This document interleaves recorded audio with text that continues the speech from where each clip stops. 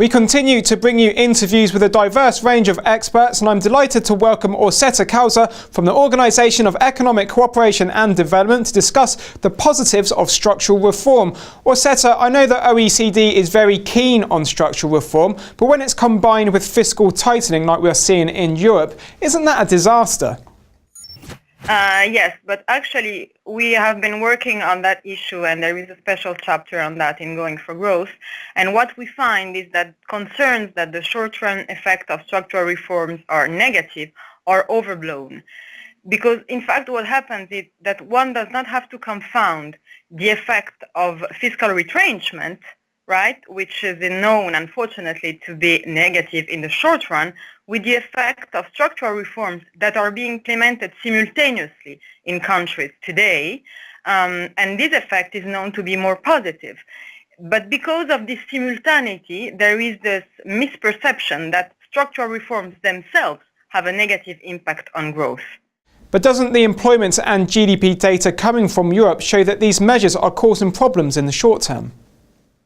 Well, the fact is that the austerity measures per se, obviously, as I said, I mean, being fiscal retrenchment, most of the time they have a negative impact on growth, at least in the short run, right?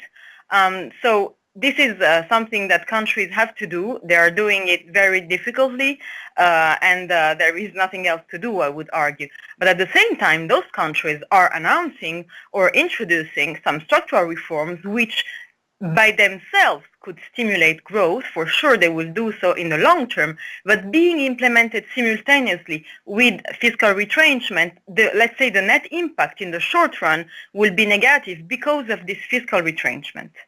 It's the simultaneity between the two that makes, I would argue, somehow the confusion. But where do the jobs come from? Well, where do the jobs come from? First of all, we have a whole package of recommendations, among the structural reforms that we recommend in Going for Growth to boost, generally speaking, long-term growth. Some of them may be particularly, let's say, attractive at current circumstances because growth is low and because we need to resume growth. And it's actually, I would argue, the only weapon countries have left in times of fiscal retrenchment. So what are they? There are the policies to boost not only growth, but I would argue short-term growth. So what we can say is, first of all, in the context of fiscal consolidation, and I would argue even in the concept of fiscal consolidation, some spending needs to be sheltered, which spending, for example, active labor market policies to encourage job seekers to remain attached to the labor force, or let's say to speed up the way in which they will find a job when the recovery happens. So that is one thing. Another thing could be to ease entry regulation or to liberalize, let's say, certain sectors, in particular certain service sectors, in which there is a potential to create jobs in the short run. And that is, for example, professional services or retail trade sectors. And finally, also to implement tax reforms which are, let's say, more growth and employment friendly. And all these reforms can be undertaken in times of fiscal consolidation, and they should encourage to speed up, let's say, the recovery in those countries, and particularly in the euro area. And the good news is that those countries are actually delivering, in a sense that they have understood the importance of structural reforms, and they are announcing and implementing similar policies. You talk about the benefits of austerity, but there is a massive problem with youth unemployment, and many analysts are talking about a lost generation. I haven't said that the structural measures will have a negative impact in the short run.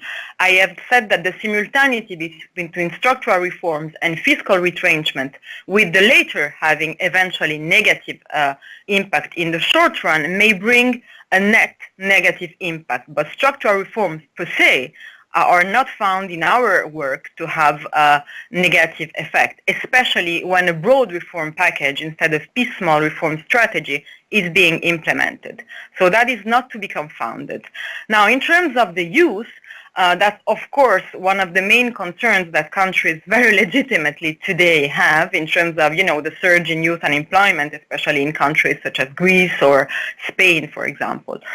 But as I said before, there are a number of things that can be done and that need to be done actually in order to protect those people and to prevent, the birth of a lost generation, as you say. And this is the first one that I've said. Actually sheltering active labor market policies from ongoing fiscal consolidation efforts. What are active labor market policies? They are policies that are put in place to, let's say, to keep unemployed very close to the labor market. If there is no job, at least provide them with training that would allow them then to, sort of re-enter the labor force with new skills, for example, or also for countries that are going through structural change in terms of, structural change in sectors of the economy. For example, if you take Spain, in which obviously there will be a big downsizing of the construction section, what do you do of these workers that, whose skills will be eroded? Then active labor market policies such as training and retraining policies are very important, and also to retrain them, but also to keep them, let's say, attached to the labor force. So, and that is something that, countries also have more and more understood, and some of them have also, of course, used specific policies in terms of activation. So that's an important, an important item in the road and in the difficult road to the recovery. Okay, thank you for joining me, Orsetta. Interesting to hear the OECD talking up the benefits of structural reforms. That's all for the moment, but you can stay tuned for some more quality interviews and analysis. Goodbye for now.